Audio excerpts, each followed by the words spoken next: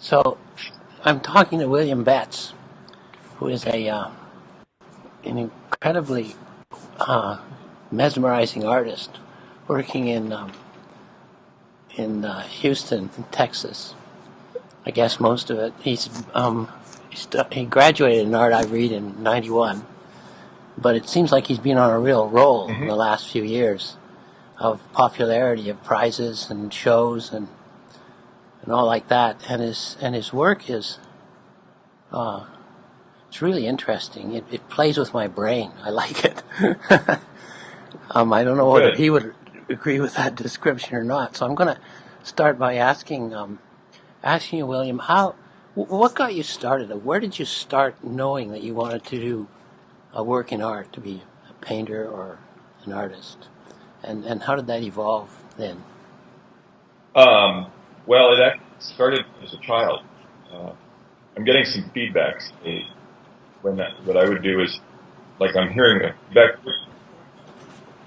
Um, you might want to turn down your volume. It's actually pretty good at this end. Is it too loud there? Well, it seems like Yeah, I'm hearing. yeah, it is. I see that. Okay. Okay. How I started. My parents were both creative people, and my father was an architect, and my mother was a photographer. And as a child, my parents were both collectors of art. And so we viewed art and being an artist, uh, much like many people see any other profession. I think a lot of people today view art or being an artist as being different. And we were kind of taught that it was no different to be an artist than it was to be a banker Sure. or a doctor or a lawyer. So we were always encouraged as children as to be creative. And when I went to college, I decided that that was what I wanted to focus on as a major. So that's kind of what I ended up doing. Way to go. Yeah, well, that happened to me too. I grew up in a family of artists, so I know what you're talking about.